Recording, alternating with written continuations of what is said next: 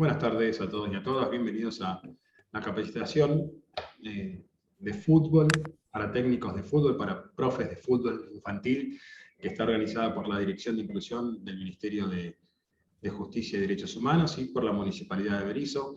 Este ya es el anteúltimo encuentro, así que no voy a profundizar en largas presentaciones.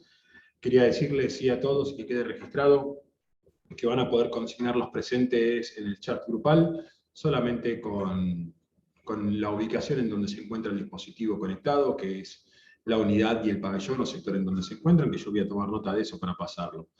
Este video está siendo grabado en este momento para que después lo puedan ver en caso de que no se hayan podido conectar por algún motivo. Ya el mes que viene, el primer jueves del mes que viene, será la última clase, y hablaremos y comentaremos el tema de los certificados y las evaluaciones y demás, que queda a cargo de los profesores. Cristian Rey, lo veo que está a cargo, no sé si está alguno de los otros profes. Cristian, ¿tenés habilitado el micrófono? Sí, está José Rivadeneira, que va a estar a cargo de la clase de hoy. Ahí está, no lo veo, ahora le habilito el micrófono, ahí está José. Ya te puse, José, para activar el audio. ¿Tenés el audio activado, José? Bueno, buenas tardes, profes. Un gusto verlos nuevamente, aunque sea pantalla mediante. Nos encontramos ya en el anteúltimo, en recta final para la terminación del curso. Con mucha ansiedad, se pasó rápido el año. ¿Cómo están, José, Cristian? Hola Esteban, buenas tardes, ¿cómo van a todos? Buenas tardes para todos. Se los ve bien. Se los escucha muy bien también. Bien. Bueno, Esteban, buenas tardes para todos y todas. Sexto encuentro de esta capacitación que tenía o tiene previsto 7, como bien decís, el mes que viene, primer jueves, el último encuentro de esto tan lindo que nosotros llamamos capacitación en fútbol. De fútbol podríamos hablar toda la vida, todos los días. Deporte popular si los hay, y más sobre este tema que es la formación en los niños y en los jóvenes. Así que hoy yo no quiero robar tiempo, el profe José Rivadeneira, ¿sí?, es el que va a estar a cargo de la clase. Hoy es un tema muy importante para nosotros, que es la preparación física en el fútbol infanto-juvenil. Así que nada, les pediría que prestemos la máxima atención. Aclaramos siempre que esto es un muestreo, tendríamos que estar todos los días para poder enseñar a punto, trabajar con los chicos, pero bueno, como lo hacemos en este tipo de clases, es para que por lo menos tengan una base para no cometer errores, ¿sí?, al trabajo con los niños, para no cometer errores. Así que espero que disfruten, y bueno, José, todo tuyo la clase. Bueno, gracias Cristian. Hola Esteban, ¿cómo va? Bueno, buenas tardes para todos. Hoy vamos a tocar el tema que es muy lindo para tocarlo, pero también es muy largo, así que traté de armar algo medio sintético para que lo podamos entender, que son las capacidades físicas, que lo podamos entender y que en algún momento, como lo veníamos haciendo en los Zoom anteriores, nos pueden hacer algunas preguntas por el chat o preguntándolas directamente verbalmente, que también esto está bueno y también es muy rico, ¿sí? Todo esto que podamos hacer por chat, por Zoom, muchas veces es medio complejo. Uno no se termina de acostumbrar todavía. Pero bueno, tenemos este formato y vamos a tratar de aprovecharlo lo más que se pueda dentro de la humildad que tenemos nosotros como profes, ¿sí? Así que Esteban, voy a compartir una pantalla. Por favor, decime si corre y ahí arranco. Dale. Cristian, ahí estás habilitado para compartir pantalla. Siempre tarda unos segundos.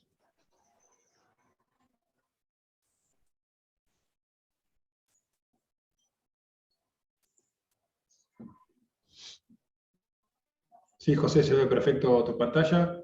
Ahí está el PowerPoint, si pones para...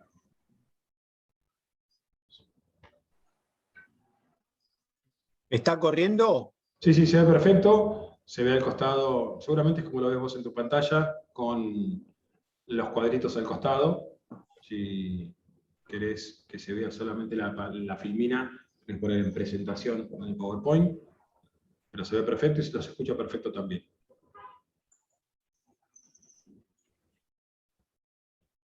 ¿Ahí mejor? Claro, ahí se ve la pantalla completa, perfecto. Bueno.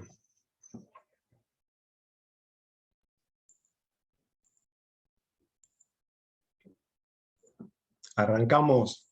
Bueno, como habíamos dicho, este es el año número 20 que dictamos el curso. Yo ya hace 4 años que estoy acá dando la parte de preparación física y la verdad que estoy muy, muy cómodo y muy a gusto, ¿sí? Pero es muy importante saber esto, que hace 20 años que estamos preparando entrenadores de fútbol infanto-juvenil. El tema que nos toca tocar hoy es la preparación física, y dentro de la preparación física podríamos hablar, como dijo Cristian, un montón de tiempo, pero bueno, nosotros nos vamos a abocar a lo que son las capacidades condicionales y las capacidades coordinativas. Dentro de las capacidades condicionales son las que uno por ahí más conoce, ¿sí? O las que más se tratan en el fútbol. Podemos hablar de la resistencia, vamos a hablar de la resistencia, de la fuerza, de la velocidad y de la flexibilidad. Y dentro de las capacidades coordinativas, que por ahí uno no está acostumbrado a escucharlas o a trabajarlas, pero es muy importante para poder desarrollar todo lo que es una actividad motriz, ¿sí? La coordinación de los movimientos, la diferenciación, la orientación en el espacio, del espacio temporal, el ritmo, el equilibrio, la reacción y la transformación. Cuando hablamos de capacidades condicionales, podemos decir que las capacidades condicionales o capacidades físicas básicas, como se definen, ¿sí? En mayor o menor grado es la consecuencia de una habilidad motriz.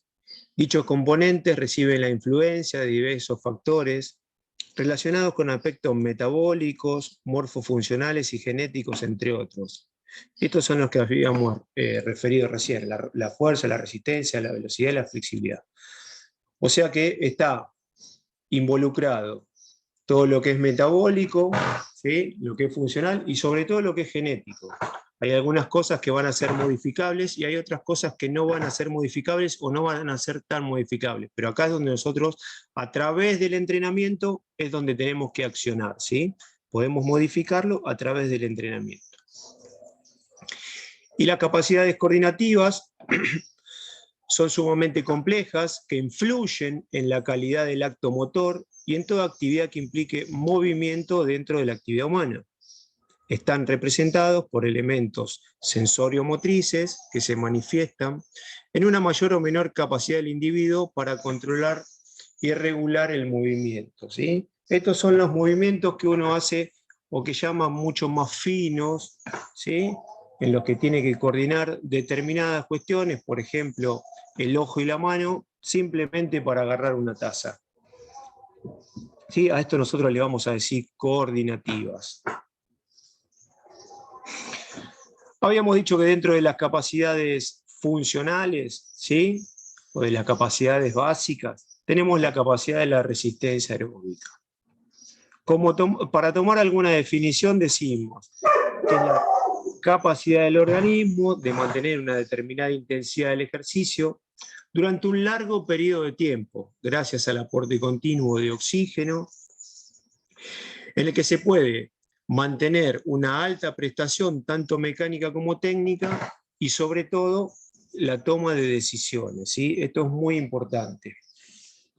La resistencia permite al organismo mantener el soporte de oxígeno de sangre necesario para mantener el esfuerzo durante un largo tiempo, en una vinculación entre los sistemas cardiopulmonar y el aparato locomotor involucrado en esa actividad específica, ¿sí? A veces si se involucran determinados segmentos, por ejemplo un ciclista, y a veces se involucra todo el cuerpo, como por ejemplo un nadador. Como objetivo tiene el predominio del metabolismo de las grasas, de los lípidos, que son los que nos van a resintetizar todo el sustrato que vamos a necesitar para poder movilizarnos, ¿sí? Yo cuando hablo con algunos grupos dentro de la clase, nosotros decimos que todo lo que es el sustrato es la nafta que tiene el organismo para poder hacer las determinadas cuestiones que tiene dentro de lo físico, ¿sí? Si uno no tiene ese sustrato, en este caso las grasas, pueden ser los hidratos de carbono y las proteínas, el cuerpo no funciona. Entonces, en este caso, el metabolismo de las grasas va a ser el que más va a influir dentro del sistema aeróbico. En este sentido, toma una importancia fundamental los sistemas respiratorios, circulatorios y musculares. ¿Cuáles son los objetivos generales de esta resistencia aeróbica? Es mantener una determinada intensidad durante el periodo de trabajo de competición, ¿sí?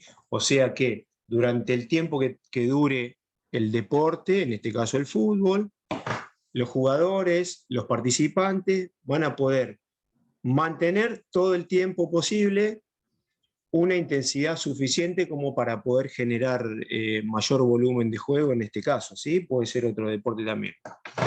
El aumento de la capacidad de soporte de las cargas propias del entrenamiento y la competencia, o sea que me va a permitir no solamente poder rendir en el entrenamiento, sino además poder aguantar, bancarme o poder tolerar todas las cargas de entrenamiento que se vayan haciendo durante la semana.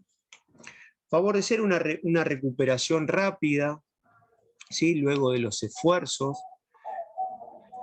Y estabilizar la técnica deportiva y la capacidad de concentración. Como objetivos específicos, ¿sí? Deberíamos tener un soportar el cansancio físico y psíquico durante la acción de juego, partido o durante toda la temporada, ¿sí? Esto lo habíamos hablado, lo que es un macrociclo, un microciclo, una jornada diaria. Acelerar procesos de recuperación entre las bajadas de ritmo de algunos microciclos y de algunos macrociclos, con las pausas de juego en entrenamientos y partidos, y mantener el nivel óptimo de rendimiento, de resistencia del jugador en la ejecución del gesto técnico y la toma de decisiones. Y esto es muy importante que lo sepamos porque no es lo mismo un partido, supónganse un partido de los nenes que duran 20 minutos, no es lo mismo un gesto técnico a los 3-4 minutos de iniciado el partido, que ese mismo gesto técnico, póngale el que sea, parar una pelota, detenerla, hacer un amague, patear al arco, ¿sí? No es lo mismo hacerlo a los 5 minutos que hacerlo a los 20, 25, 30, 40 minutos, depende de la terminación del partido. Entonces, de esta manera nosotros lo que vamos a tener que hacer es estirar el tiempo de fatiga, ¿sí? Poder tolerar durante una determinada cantidad de tiempo la acción motriz de la mejor manera posible, ¿no? ¿De qué manera nosotros vamos a poder desarrollar estos métodos? Decimos que a grandes rasgos hay métodos continuos y métodos fraccionados. Los métodos continuos no van a tener pausa, se va a trabajar durante un tiempo determinado, ¿sí?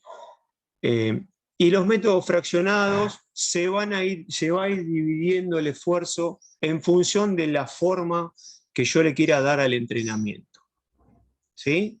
Voy a tener algunos momentos de trabajo y otros momentos de pausa. Dependiendo del método, algunos momentos van a ser más intensos y otros menos. La frecuencia, el ritmo, etc. Como métodos continuos, podemos hablar del método armónico, ¿sí? En el que el esfuerzo es continuo, por ejemplo, un trote de 30 minutos, que nosotros siempre decimos tratar de no hacer esto, ¿sí? Pero es como para que ustedes lo entiendan, en un entrenamiento de fútbol, si van a hacer un método armónico de estos continuos, uno debería llevar el trabajo durante un tiempo determinado, pero siempre trabajando con los elementos específicos del deporte. Un entrenamiento variable, ¿sí? En el que el esfuerzo es continuo y la velocidad es variable, por ejemplo, y tomando un caso, decir, bueno, estos 50 metros los hago de trote y los próximos 50 metros los hago a 3/4, aquellos 50 metros los hago más rápido, ¿sí? Eso lo voy a ir variando en función de lo que yo esté buscando en el entrenamiento. Un entrenamiento progresivo, siempre hablando de los métodos continuos, ¿no?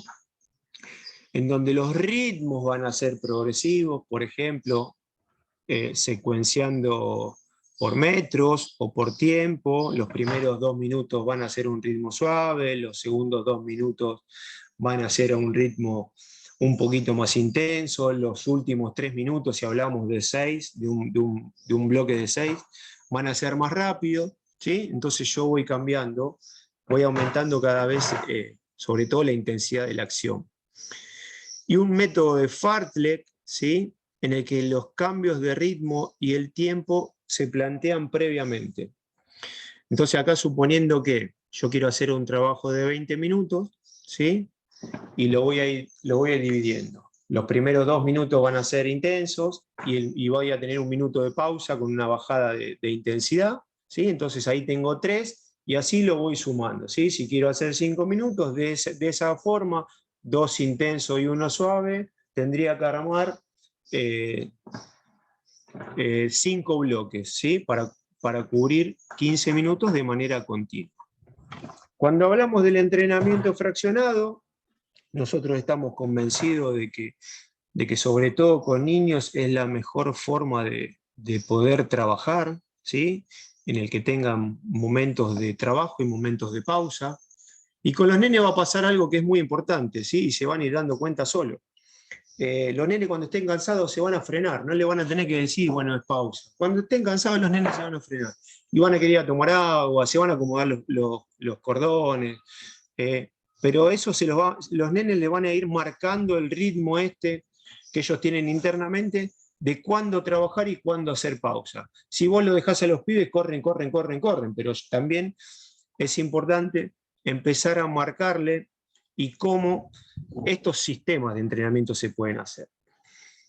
Tenemos sistemas de entrenamiento fraccionados que son intervalados, en donde los esfuerzos se van a intercalar con las pausas y podemos hablar de cortos, de medios y largos. Un entrenamiento intervalado corto, el tiempo de trabajo no puede durar más de 30 segundos a 1 minuto y generalmente se puede hacer una pausa del mismo tiempo, ¿sí? Entonces si yo agarro, por ejemplo, un trabajo corto intervalado, puedo decir, bueno, en 10 minutos, 30 segundos de actividad, sea la que fuere, y 1 minuto de pausa. Y así voy llegando a esos 10 minutos que quiero completar. Pueden ser medios y pueden ser largos. Los medios estamos hablando de trabajos de 1 minuto a 2 minutos, siempre con un margen de pausa importante. Y los trabajos más largos, por ahí para pibes más grandes, en intervalados pueden ser de hasta 5 minutos, ¿sí? Por ejemplo, hacer un rondo de 5 minutos de pase y recepción o de 2 contra 2 y tener una buena pausa de recuperación también me va a permitir trabajarlo de manera intervalada. Después tenemos los interactivos o mixtos, en donde las distancias, las intensidades y las pausas son diferentes. Por ejemplo, un entrenamiento de Bosco, que dentro del ambiente es bastante reconocido, en el que yo puedo tener 10, en el que las pausas, la distancia y el tiempo de acción van a ser todos cambiantes. Entonces yo puedo tener dentro de un mismo bloque, medir 10 metros, 20 metros y 40 metros y decir, bueno, los 10 metros los hago en tantos segundos, por decir 5 segundos, voy a tener una pausa de 20 segundos, los segundos 20 metros los voy a hacer en 8 segundos, con una pausa de 40, y los terceros 40 metros los voy a hacer en 20 segundos, 10 segundos, 15 segundos, lo que ustedes consideren para su grupo, y tener una pausa de 1 minuto. Y ahí se vuelve a repetir. Entonces, hago intensidades con pausas, intensidades y pausas, ¿sí? Y esto lo voy cambiando todo. Un entrenamiento intervalado por repeticiones, ¿sí? Es donde se completa una distancia dividiendo los esfuerzos y las pausas según el objetivo que se busque, ¿sí? Y es muy conocido el sistema de pasadas, ¿sí? Por ejemplo, si yo quiero cumplir, supongan, 1000 metros y lo divido en pasadas de 100, bueno, ahí tendré 20 pasadas. Estoy hablando de un entrenamiento pesado, denso. Si fuera suavecito de hacer, lo podrían hacer los chicos, pero le estoy dando solamente un ejemplo. En el que durante esos 100 metros yo puedo hacer un determinado tiempo y después voy a tener una pausa de recuperación, ¿sí? En la que voy a estar detenido, ¿sí? Por esto que hablamos de trabajo y pausa. Entonces, si quiero completar, por ejemplo, estos 2000 metros que habíamos dicho, ¿sí? Y hago pasadas de 100 metros, tendría que hacer 20 pasadas, después tendría que ver si hago 5 y hago una pausa más grande, una macropausa, si hago... Bueno, eso lo van a ir viendo con sus grupos de niños, ¿sí? Y por último, el entrenamiento intermitente, en donde los esfuerzos y las pausas van a ser, los esfuerzos van a ser muy intensos y las pausas van a ser cortas, van a ser lo suficientemente cortas como para siempre trabajar en fatiga, ¿sí? Por lo tanto, va a ser un entrenamiento que yo lo voy a poder hacer con aquellos grupos que vienen entrenando hace largo, que yo los conozco, que sé que pueden hacer esas intensidades, pero es lo que se da básicamente en los deportes colectivos, ¿sí? En los que generalmente el juego es cambiante, ¿sí? Pico para allá para hacer un desborde, tengo que retroceder, pausa porque la pelota se fue afuera, vuelve a entrar la pelota, hago 50 metros para cubrir una posición, ¿sí? Esto se trata de utilizar sobre todo en los deportes de equipo. Y para ir cerrando esto de la resistencia, podemos decir que los sistemas que intervienen son básicamente tres: el sistema respiratorio, el sistema circulatorio y el sistema muscular, que no van a funcionar de manera independiente, sino que van a funcionar de manera conjunta, ¿sí? Se van a armar los circuitos, el circuito menor y el circuito mayor, y acá va a haber una gran incidencia de todo el sistema muscular, después ya lo vamos a ir viendo. ¿Cuáles son los beneficios del entrenamiento de la capacidad aeróbica? Son un montón, ¿sí? Son muchos que se dan a nivel salud, pero sobre todo en el entrenamiento se va a ver también muy manifestado estos beneficios. El aumento del ciclo de Krebs, que es un sistema que me va a proveer continuamente de energía, el aumento del consumo máximo, que se va a dar por maduración y por un entrenamiento adecuado, maduración biológica y cronológica, y por un entrenamiento adecuado, por lo tanto me va a llevar algunos años poder aumentar el consumo máximo. Se va a producir un descenso de peso graso, se va a producir un descenso de la presión arterial, y se va a estabilizar la glucosa, la diabetes, etcétera, que son todas las enfermedades metabólicas que hoy por hoy nos tienen a maltraer. ¿Cuáles son los consejos que nosotros le podemos dar? Trabajar por tiempo y no por distancia, como habíamos dicho hoy, ¿sí? Utilizar métodos fraccionados de intermitente, en donde uno puede manejar la pausa. Trabajar por circuitos con elementos, ¿sí? Con pelotas, con conos, con vallas. Y no trabajar el sistema aeróbico de manera continua, porque primero que es denso, es aburrido, y segundo que provoca un estrés cardiocirculatorio muy importante que tal vez no todos los niños están preparados para hacerlo, ¿sí? Así que es muy importante esto, tomarlo y tomar las precauciones, sobre todo con los niños con los que vamos a trabajar. Y también como para seguir insistiendo en esto, trabajemos con la pelota, ¿sí? A veces es más difícil trabajar con la pelota porque uno tiene que crearse sus propias actividades, sus propios juegos, y a veces uno no tiene la experiencia suficiente como para hacerlo, pero con el transcurso del tiempo, juntarse y charlar con otros profes, con otros compañeros, siempre es bueno. pero no olvidarnos de trabajar con el elemento que es, en definitiva, es con lo que van a competir, con lo que van a jugar, y además es el elemento motivante y disparador de todo.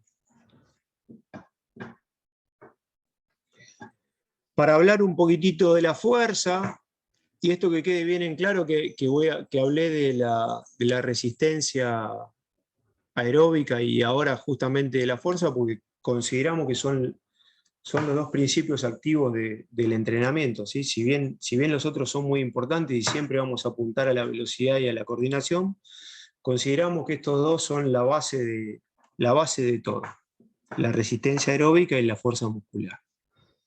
Esta capacidad motora tan importante como todas, se va a desarrollar a lo largo de la vida del ser humano. ¿Sí? La fuerza muscular es la capacidad que le permite a una persona vencer una resistencia u oponerse mediante una tensión muscular. ¿Sí? Y acá puse dos fotitos, un levantador de pesas, olímpico, seguramente asiático, y un dibujito que me gustó que estaban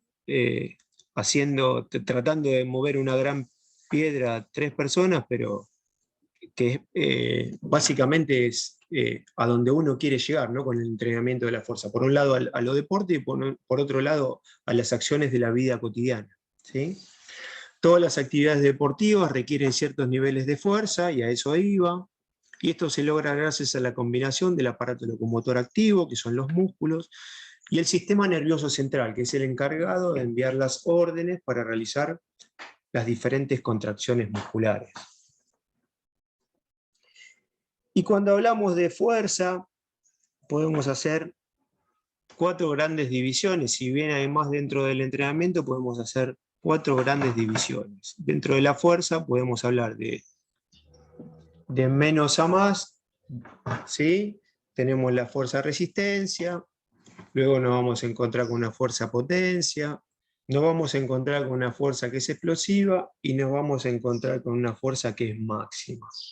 ¿Sí? La fuerza potencia es la capacidad de superar una resistencia en un tiempo mínimo, ¿sí? Por ejemplo, esto que habíamos mostrado recién, los levantadores de pesa. Nosotros, con chicos, no vamos a hacer este tipo de trabajos de fuerza, pero sí se le puede enseñar de manera técnica aquellos ejercicios que son derivados del levantamiento, como las cargadas, los arranques. Eso se le puede enseñar con un bastón, pero sobre todo enseñarle la posición de las piernas, la posición de los brazos, cómo tiro la cola hacia atrás para proteger la columna. Eso creemos que es importante enseñárselo en todo momento, justamente para más adelante, ¿sí? La fuerza máxima es el mayor peso que podemos levantar en un solo movimiento, ¿sí? Y esto se puede dar en un test o en una competencia, sí, olímpica o mundial, ¿sí? Por ejemplo, habrán visto seguramente un press de banco, un press de pecho, en el que se hace una sola tirada máxima y que no puede hacer 2, ¿sí? No puede hacer 2. Esto se va a hacer, puede ser un test o puede ser para un tipo súper recontra experto. Nosotros no lo vamos a hacer porque son niños, no nos corresponde hacerlo, pero sí podemos enseñar la técnica esa. ¿Sí? Puede ser, yo hablé de un press de banco, porque por ahí todos lo conocen, pero puede ser de una sentadilla, puede ser de una dominada, ¿sí? En el que me cuelgo, ¿sí? Son ejercicios de una sola prestación máxima que no puedo repetirla por segunda vez y que son para gente que está muy experimentada. Pero sí vamos a trabajar con la fuerza explosiva, que es la capacidad de ejercer una máxima cantidad de fuerza con una mínima cantidad de tiempo, ¿sí? Y en esto estamos hablando de un salto, de un pique, ¿tá? En eso se va a ir viendo esta fuerza explosiva, o en un cambio de dirección, o en un arranque hacia adelante o hacia atrás, ¿sí? Y sobre todo la fuerza resistencia, ¿está bien? Que es la capacidad de realizar varios movimientos sostenidos contra una resistencia. Y esto se puede dar por ejemplo, en una flexión de brazo, o en varias flexiones de brazo, porque resistencia, 10, 12, 8, las que pueden hacer los nenes, en un empuje con un compañero, en un tirón con un compañero, en un lastre, por ejemplo, con un trineo o con bandas elásticas, ¿sí? Todo eso es la fuerza-resistencia, ahí es mover una determinada cantidad de peso repetidamente, ¿sí? Estas serían las 4 grandes clasificaciones de la fuerza y nosotros, vuelvo a repetir, nos vamos a basar básicamente en lo que es la resistencia a la fuerza y la fuerza explosiva, sin dejar de lado la enseñanza de la técnica. Y acá van a aparecer, que esto también es muy importante, todo lo que es los factores condicionantes, ¿sí? del entrenamiento de la fuerza. En principio, el aumento del tamaño de la fibra.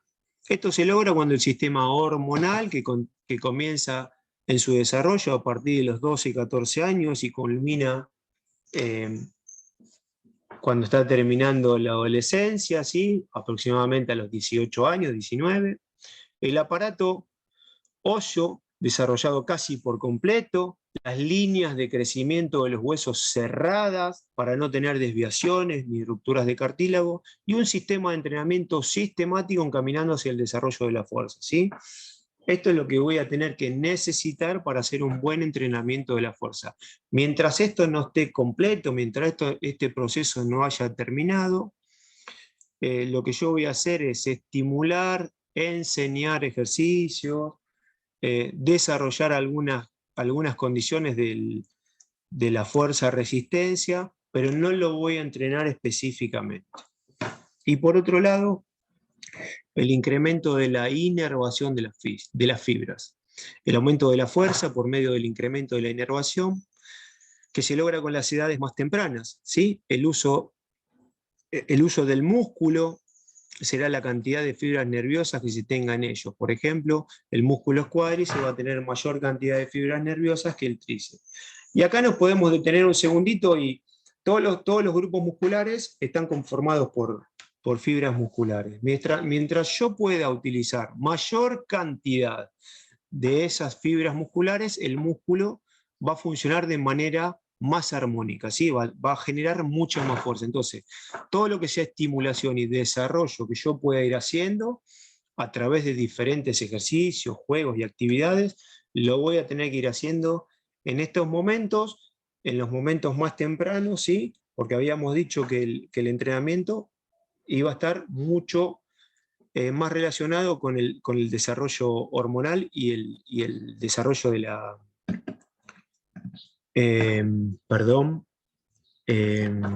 bueno, se me fue la palabra.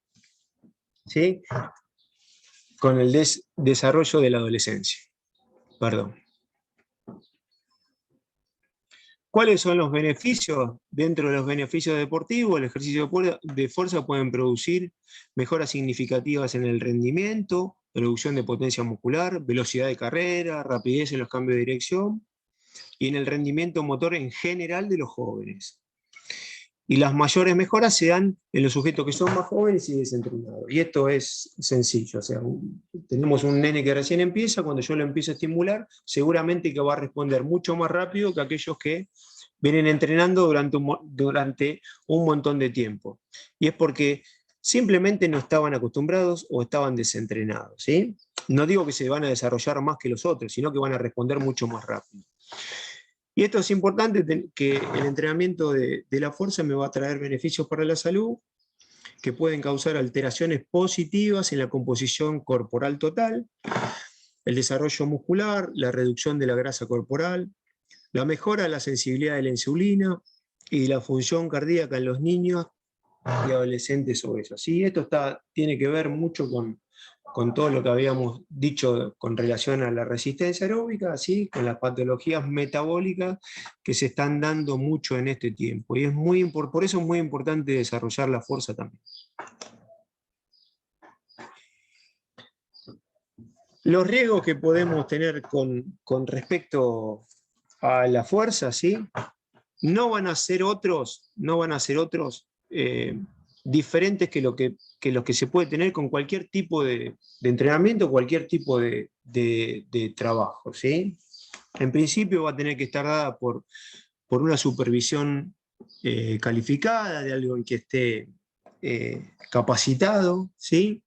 El entorno debe ser seguro, yo no puedo utilizar elementos, cajones, bandas, vallas o pesas en todo caso, en lugares en donde no haya lugar para transitar o que el piso esté desparejo, ¿sí? Eso es importante, tener un entorno con un marco de seguridad, justamente para evitar lesiones. Que los equipos no sean apropiados para los niños o adolescentes, ¿sí? O que se utilicen de forma inadecuada. No sé, acá en la foto yo puse un nene haciendo una cargada con una barra, pero está dentro de un marco, de un contexto de seguridad. Sí, en un gimnasio y se ve que tiene una buena posición de los codos, las piernas están separadas, ¿sí? Entonces, es importante utilizar esos elementos con niños que estén preparados y también utilizar los elementos de forma adecuada, ¿sí? Si yo utilizo esa barra, lo hubiera utilizado para hacer otro ejercicio, no sé, lanzar la barra, por ejemplo, no sería apropiado utilizarlo. Si yo quisiera lanzar un peso, tendría que lanzar una pelota medicinal, por ejemplo. No se respeta estrictamente la técnica adecuada para cada ejercicio, lo que habíamos hablado hoy, ¿sí? Yo tengo que hacer una corrección continua de cada ejercicio de fuerza que yo estoy haciendo con los niños, sobre todo para evitar lesiones, ¿sí? Que a más adelante le pueden traer problemas muy serios. Errores en la planificación y en la dosificación de las cargas con sus volúmenes de trabajo. Por ejemplo, le puedo errar poniendo mucho peso o haciendo muchas repeticiones o teniendo poca pausa. A eso se refiere con la dosificación de las cargas y el volumen. Que no se respeten los intervalos de tiempo de descanso, ¿sí? Entre series o entre ciclos o entre días de entrenamiento, ¿sí? Y que no se respeten los principios del entrenamiento infanto-juvenil, ¿sí? Y de menos a más, que sea progresivo, la capacidad ondulatoria de la carga, etc.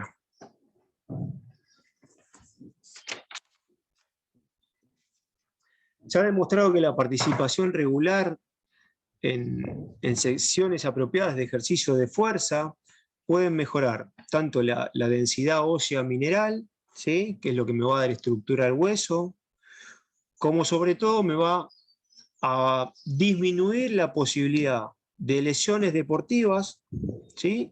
Tanto en juveniles como en infantiles, ¿sí?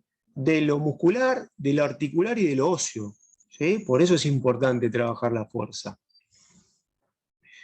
Va a haber un aumento del bienestar psicológico, psicofísico, ¿sí? Va a haber un aumento del estado de ánimo, de los chicos que se sienten fuertes, que tienen ganas, siempre tienen, un chico fuerte tiene necesidad de medirse contra otro. Va a haber un aumento en la imagen de sí mismo que va a tener, ¿sí? Un pibe que se empieza a ver un poquitito más formado, más armonioso, también le aumenta el ego, por así decir, ¿sí? Y se va a producir un aumento muy, muy grande en lo que es la autosuperación, ¿sí? Siempre va a querer un poquitito más. El pibe que se siente bien, que está entrenado y que ve cómo progresa, siempre va a querer un poquitito más. Y como para ir cerrando, tenemos los medios para estimular la fuerza y para entrenarla. Podemos decir que se pueden utilizar sobrecargas, con lastres, con gomas, con arrastres, con pesos, con pesas, ¿no? A eso me refiero. Estimular o entrenar a través de los ejercicios, que pueden ser los saltos, los multisaltos, los ejercicios generales como son los de la gimnasia, verticales, roles, a través de circuitos y de estaciones. Se puede también entrenar a través de la utilización del terreno, según lo que puede ser la inclinación, en cuestas, en gradas, en escaleras, o según el tipo de piso, ¿sí? Con agua, con arena o con barro. Y nosotros consideramos que es muy importante, por eso lo puse en rojo, la utilización del propio cuerpo y la utilización del compañero. La utilización del propio cuerpo, en principio, por una cuestión de enseñanza de técnicas, por una cuestión de que el pibe va a estar más capacitado para movilizar su cuerpo que agregarle un peso extra, un lastre. Y con relación al cuerpo del compañero, justamente en esto de lo que son no solamente las relaciones, sino que además empezar a tener este tipo de duelo, digamos, con un compañero, siempre cuidado, siempre en un marco de seguridad, siempre sabiendo no podemos, si hay dos pibes que no se llevan del todo bien, no los puedo poner a trabajar o a hacer un ejercicio de fuerza porque es muy probable que se terminen peleando. Así que bueno, consideramos que este es una parte importante del entrenamiento de la fuerza. Esteban, ¿te parece si no sé si hay preguntas por chat o si querés abrir los micrófonos, manejalos vos, fíjate cómo estamos y si no, seguimos, eso lo manejás vos. Bien, o sea, acá estamos, en el chat no aparecieron preguntas, pero bueno, yo les había dicho que si querían levantar la mano, cuando se abra ahora el espacio de preguntas. Así que, en caso de haber preguntas, me parece que lo mejor sería, si pueden poner la manito levantada, así les habilito el micrófono, y me parece que es más fluido que si lo escriben en el chat. Bueno, por otra parte, quería contarte yo, la verdad, una síntesis espectacular de las capacidades condicionales de la fuerza, la verdad que muy concreto, muy sintético y muy simple para poder trabajarlo. La verdad que muy, muy buena la clase, las diapositivas, muy didáctico, José. Así que mira, bueno, por ahora no veo acá. Sí, viste, es difícil hacerlo de manera teórica, siempre muchas veces hacerlo en el campo. Uno lo puede ir explicando, lo puede ir mostrando, que a veces uno parece que son cuestiones que ya están dadas o que ya las sabemos y que muchas veces es importante reforzarlo, eso, ¿sí? Pero bueno, justamente el tema de que ellos pregunten también y que de alguna manera podamos hacer un feedback también es importante. Cuando se animen, lo hacemos y si no, seguimos. Sí, se me ocurría en ese caso tipos de ejemplo de fuerza, ¿no? Que quizás al verlo de forma teórica parecen palabras tan raras y cuando haces ejercicios o movimientos, sentadillas, saltos, flexiones, lo que fuere, que tenga que ver con ese tipo de fuerza, se ve bien clarito. Acá levanta la mano, venís a ver quién es. Cristian, seguramente. Cristian, ahí te estoy activando el audio. No te veo, tiene la cámara apagada. ¿Todos? Ahora, ¿me escuchás? Te escuchamos, sí. No, simplemente, a ver, para darle un descanso a José que pueda tomar un vaso de agua, que viene hablando de por allá 2:30 que empezamos y haciendo una descripción, como decís vos, perfecta de estas dos capacidades dentro de las capacidades que manejamos con los chicos, que son fundamentales, junto a la palabra clave que la hablará más tarde en un ratito, que es la coordinación para nosotros. Que quede claro que la fuerza, hay un porcentaje, ¿sí?, para trabajar con los chicos, es decir, que se puede, como decía José, poner una sobrecarga en los chicos o cargar a los chicos, pero en un porcentaje de su peso corporal. Pero sobre todo, lo que tiene que quedar claro, que para trabajar con fuerza en un futuro, en juveniles, para el desarrollo de cualquiera de las fuerzas, como la nombró José bien, tenemos que aprender la técnica de los movimientos que le llamamos los movimientos dinámicos nosotros. Es decir, la pregunta normal es, ¿un pibe de 12 años, de 10 años, puede ir a un gimnasio? Antes se decía, no, es una locura, privilegio, no se puede llevar un chico al gimnasio. Y bueno, nosotros decimos que sí. Lo que pasa es que es importante saber qué se hace en el gimnasio, cómo se entrena, qué se fortalece y sobre todo, antes de fortalecer, es coordinar esos movimientos como hablaba José. Ahí sí se puede empezar a cargar, a sobrecargar o ponerle algún lastre al chico, pero siempre teniendo en cuenta la edad, su desarrollo y un porcentaje del peso corporal del chico. Por eso desmitificamos aquello de que no, un pibe hasta que sea grande, juvenil, no puede ir al gimnasio. No, no, eso quedó atrás en el tiempo. Hoy un pibe de 10, 12 años puede ir tranquilamente al gimnasio y trabajar para empezar a sembrar lo que luego va a cosechar. Lo que se aprende de chico es mucho más fácil mantenerlo de grande o aprenderlo de grande. Lo que quiero decir es que hay que ver qué se hace y para eso hay que estar con gente capacitada, como decía José. José le estiré un poquito para que vayas a tomar un vaso de agua, así que ahora Esteban sabrá si hay preguntas ahí. En otra época se pensaba el gimnasio como un lugar para hacer hipertrofia, ¿no? Solamente hipertrofia, aumentar la masa muscular. Entonces sí, era un lugar bastante nocivo para chicos, pero el hecho de trabajar con sobrecarga, con pesas o con el cuerpo, con bandas elásticas, depende de cómo se trabaje, es espectacular, incluso necesario. Incluso antiguamente, hace muchos años atrás, los jugadores de fútbol hacían muy poquito gimnasio, porque estaba como asociado directamente al trabajo de hipertrofia y que se ponían duros los jugadores por hacer gimnasio. Claro está, ¿no?, que hoy en día es impensado un jugador de fútbol sin ir al gimnasio todos los días, ¿no? Y complementar con ejercicios de fuerza todas las cuestiones técnicas y habilidades. Seguro, el trabajo pliométrico, el trabajo de velocidad hoy en día está basado en la sobrecarga, las repeticiones, y bueno, ahí está el tema. Las repeticiones que se hacen, no todo trabajo con fuerza o con peso es hipertrofiar. Entonces, pero lo que pasa es que yo sostengo esto y ahí le damos paso a José.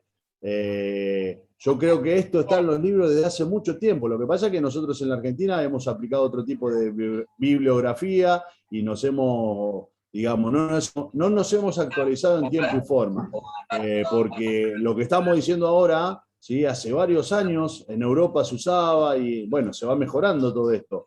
Pero lo que digo es, lo bueno, y con esto cierro, lo bueno que esto lo podemos estar diciendo ahora nosotros acá, en algo totalmente gratuito, ¿sí? Y se puede charlar y se puede concientizar. Bueno, miren, ojo a donde llevan a los pibes, porque haciendo este tipo de trabajo por ahí hacen macana, y arruinar un cartílago de crecimiento trabajando fuerza no es lindo para nadie. Pero bueno, hasta acá llegué.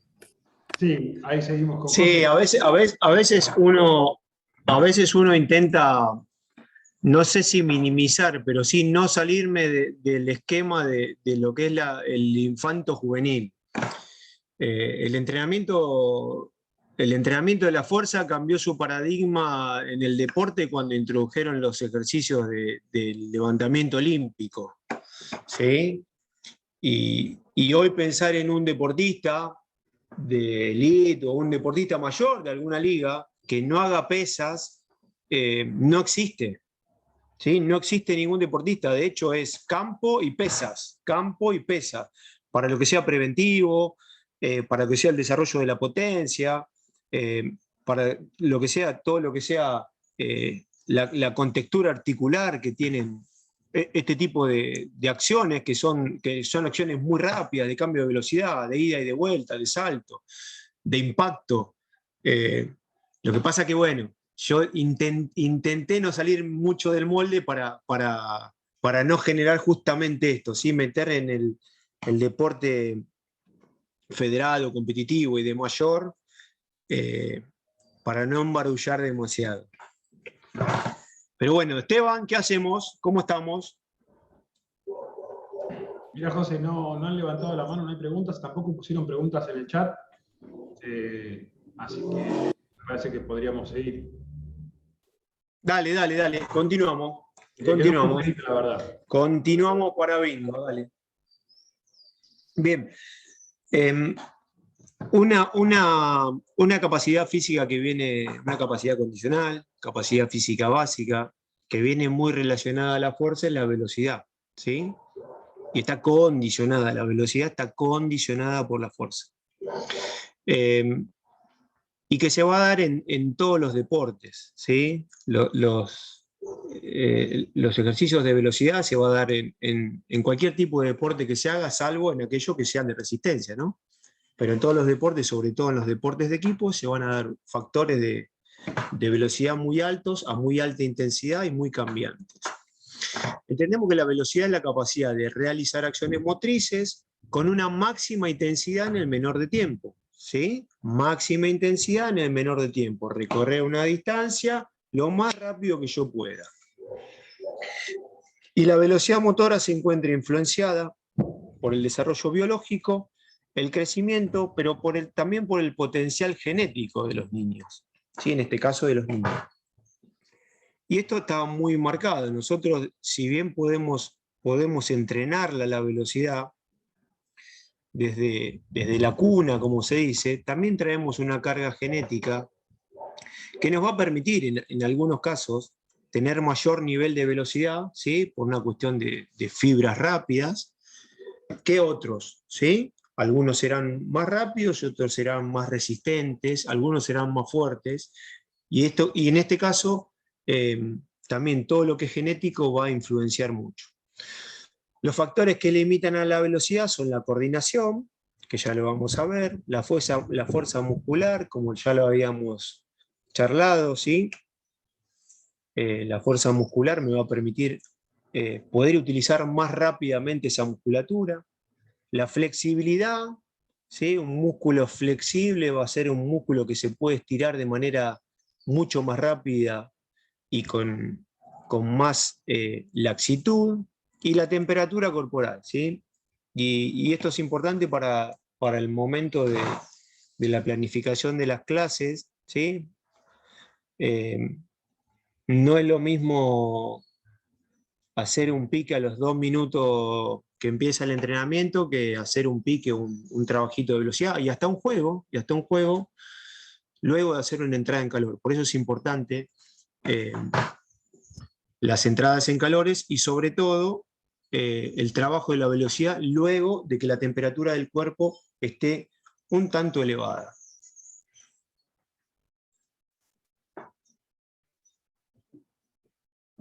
A ver, que no me corre esto. Ahí me corrió. Bien.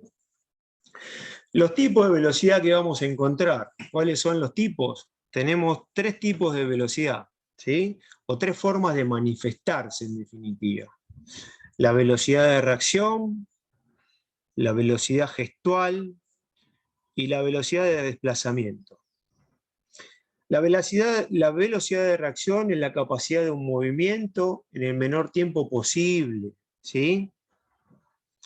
Es fácil medirla, ya que es el tiempo que transcurre entre que se va a dar un estímulo sonoro, auditivo, táctil, ¿sí? Y el momento de la finalización, ¿está bien? O sea, la respuesta que yo le voy a dar a ese momento. Y en este caso puse ahí una fotito de unos nadadores partiendo del cajón de la pileta, en el que luego del silbato tienen que hacer la partida, ¿sí? Eso sería la velocidad de reacción. La reacción que yo tengo luego de escuchar el silbato, ¿sí? Ante un estímulo determinado. La velocidad gestual, que después nos vamos a quedar un poquitito más con esto, ¿sí? La capacidad de realizar un gesto técnico específico, ¿sí?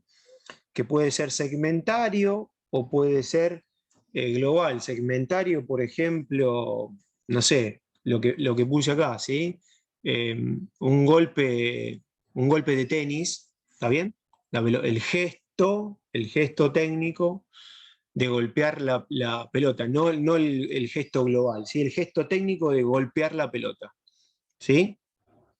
Y un ejemplo de velocidad gestual ya global, por ejemplo, podría ser hacer un desborde, ¿está bien? En el que yo tengo que controlar la pelota, en el que tengo que durante un tiempo, con todo el cuerpo, tratar de superar un rival o tratar de llegar más rápido que los defensores, ¿sí?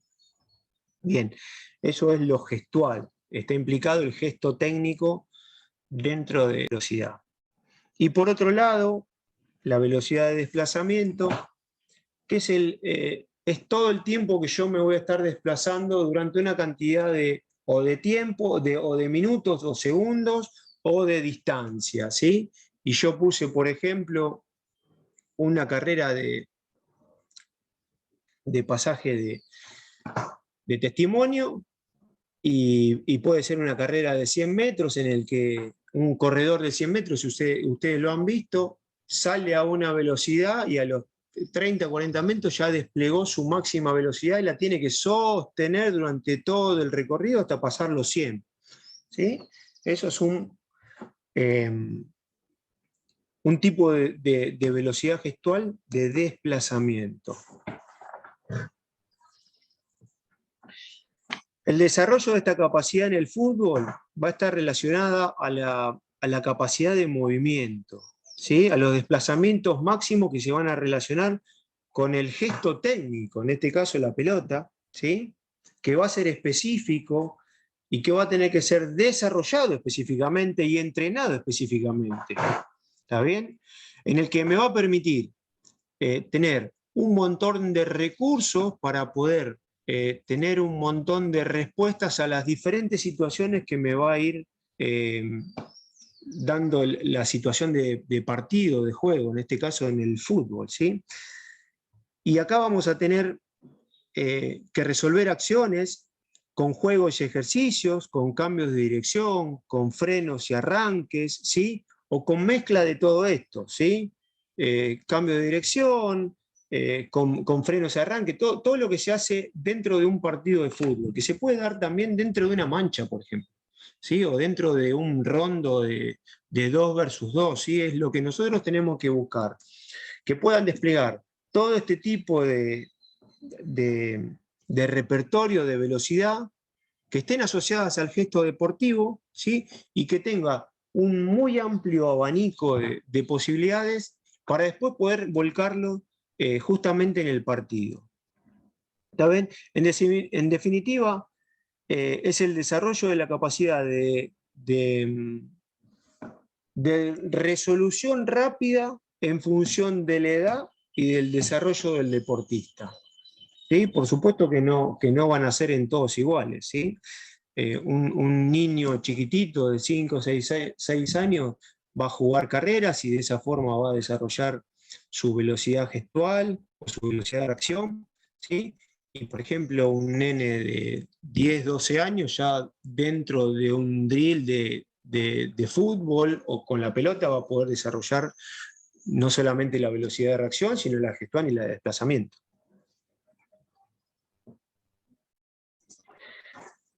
¿Qué es la flexibilidad?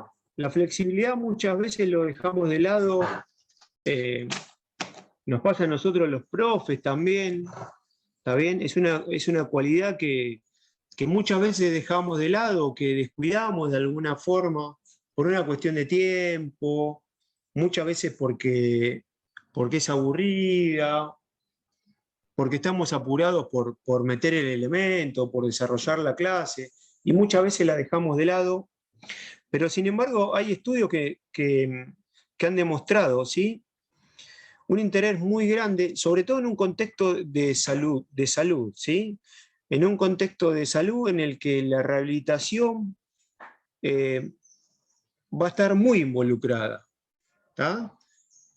Después nosotros tenemos que entrenarlo para el deporte específicamente, pero dentro de un contexto de salud, hoy se está dando clases específicas de stretching, de flexibilidad, para poder desarrollarlo, ¿sí? Está comprobado que el grado de flexibilidad ayuda a la prevención de lesiones musculares y ligamentosas, hay un aumento de la calidad de movimiento y sobre todo a la eficiencia de los movimientos deportivos, ¿sí? La flexibilidad está relacionada con la posibilidad de amplitud de movimiento de una zona de articulación o de un grupo de articulaciones. Expresa la capacidad física para llevar a cabo movimientos de amplitud de las articulaciones, como también la elasticidad de las fibras, ¿sí? Está presente no solamente en gestos deportivos, sino también en el desarrollo de tareas diarias. Y esto se va a ver generalmente en un montón de actividades, ¿sí? Y siempre digo lo mismo, la flexibilidad, ¿saben? Se ve cuando uno quiere cruzar un charco y lo mira el charco y dice, bueno, yo acá llego, y sin tomar carrera estira la pierna para poder hacer un saltito y ¡plac!, meto la pata en el charco, ¿sí? Un ejemplo tonto pero válido, ¿sí? Y quise estirarme más y no pude, ¿está bien?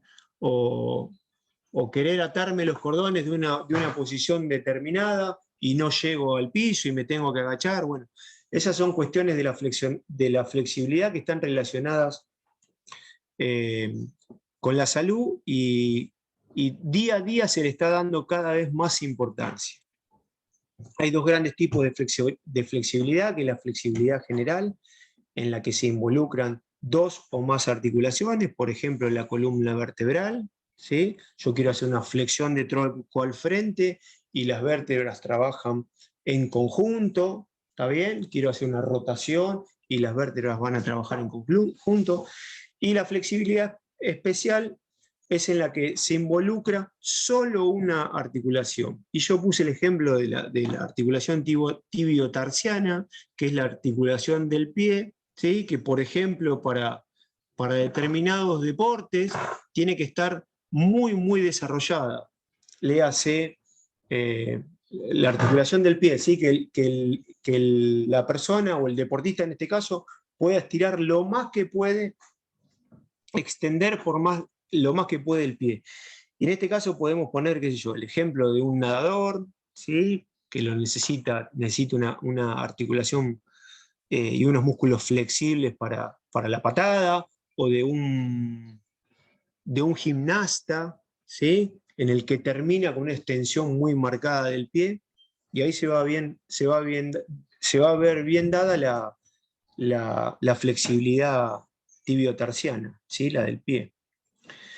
¿De qué método se puede desarrollar la flexibilidad? Yo puse acá 4 métodos. Un método dinámico, y ahí puse la chica que se está tocando la punta del pie. Es un método en el que con ayuda de nadie me voy a ir estirando para, en este caso, hacer una extensión del posterior, ¿sí? Una extensión del posterior, una elongación del posterior, ¿sí? En el que nadie me va a estar ayudando. La chica esta tal vez esté muy entrenada y puede llegar a su pie, capaz que hay otro deportista que puede llegar aún más abajo, y tal vez hay una persona que no llega al pie, pero llega a la parte media de la pierna y también está estirando de manera dinámica, sin ayuda de nadie, va a estar estirando de la misma manera su posterior, ¿sí? En este caso su posterior izquierdo. Un método asistido pasivo, que es un método en el que voy a tener que tener un asistente o me voy a tener que ayudar con una soga, con una banda, ¿sí?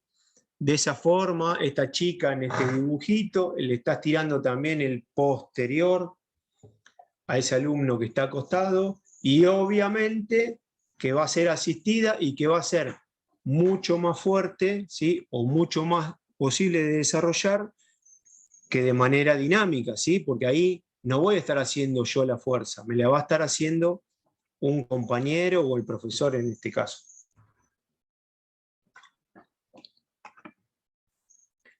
El entrenamiento del FNP, ¿sí? En el que voy a tener un estiramiento asistido, una contracción en contra de ese estiramiento asistido, y luego un nuevo estiramiento aún mayor que el primero. Y por último, el estiramiento balístico. El estiramiento balístico significa que en ese caso yo puse una persona que está estirando el aductor, en ese caso yo voy a hacer un movimiento brusco, por así decirlo, elevando la pierna lo más que pueda, ¿sí? En varias repeticiones. O sea, cada vez, a medida que voy mejorando, cada vez voy a poder levantar mucho más la pierna, en este caso en el aductor. Se puede hacer con cualquier grupo muscular.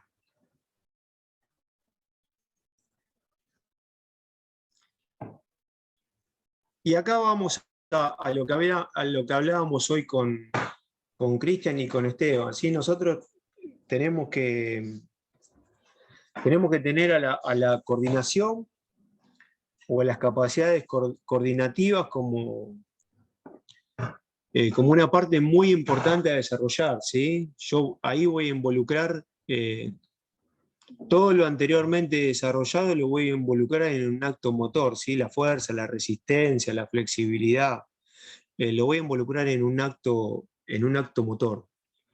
La coordinación es la capacidad del organismo de integrar dos sistemas durante el movimiento.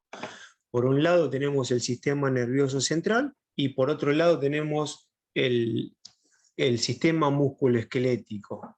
O sea que yo voy a coordinar cuando, para hacer determinado gesto técnico, mi cerebro va a mandar una información a algún músculo mío para que pueda responder o resolver ese gesto técnico.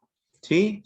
En esta relación encontramos órganos que informan acerca de diferentes posiciones del cuerpo, estos son los músculos y los huesos, y por otro lado sentidos que nos van a informar sobre diferentes estímulos que llegan desde el exterior, la vista, el oído y el tacto.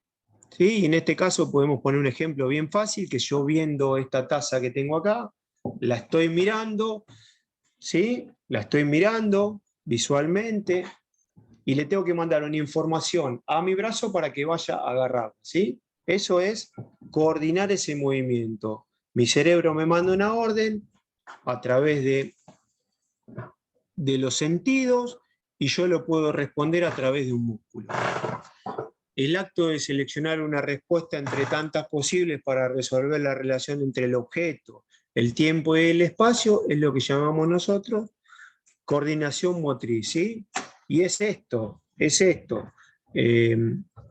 Yo puedo, dentro de determinadas cosas que en este caso tengo acá, para hacer algo bien específico, tengo la taza acá y tengo una botellita al lado, bueno, yo quiero agarrar la taza y tiro la botella, hay algo que está fallando, ¿sí? Y nos puede pasar, no es que no nos puede pasar, pero bueno, si yo logro tener el objeto, tener el espacio y lograr en un tiempo posible agarrar esa taza, es que el acto motriz está cumplido, ¿sí? Eso después lo voy a trasladar a un campo de juego y va a pasar, por ejemplo, cuando viene una pelota de aire y yo tengo que ver dónde me pongo en función de lo que quiera hacer, ¿sí? Por ejemplo, si viene un pelotazo y yo lo quiero parar con el pie porque viene a determinada altura, si yo lo quiero parar con el pecho o yo lo quiero cabecear, voy a tener que utilizar 3 posiciones diferentes del cuerpo porque no va a poder ser la misma. Yo voy a tener que coordinar para pie, para pecho, para cabeza, 3 posiciones diferentes. Y eso va a ser un acto de coordinación motriz. Nosotros tenemos que la coordinación es la madre de todo deportista. Esta habilidad aparece cuando realizamos un ejercicio específico en el que se involucra una secuencia determinada de movimientos entre uno o varios sectores o varios segmentos del cuerpo, ¿sí? Puede ser el brazo y la cabeza, puede ser el tronco, puede ser las piernas, puede ser el brazo y las piernas, ¿sí? Algunos movimientos generales lo vamos a llamar lo que es la motricidad gruesa, ¿sí? Y estamos hablando de esto, de agarrar una taza, por ejemplo, eso es un acto de motricidad gruesa. Y algunos movimientos que son mucho más precisos lo vamos a llamar la motricidad fina. ¿Está bien? Entonces, es la capacidad que tiene el cerebro de emitir un impulso, ¿está bien? Y yo lo voy a responder con fino o con grueso, y para esto voy a tener que comprometer a los músculos a poder generar esa respuesta.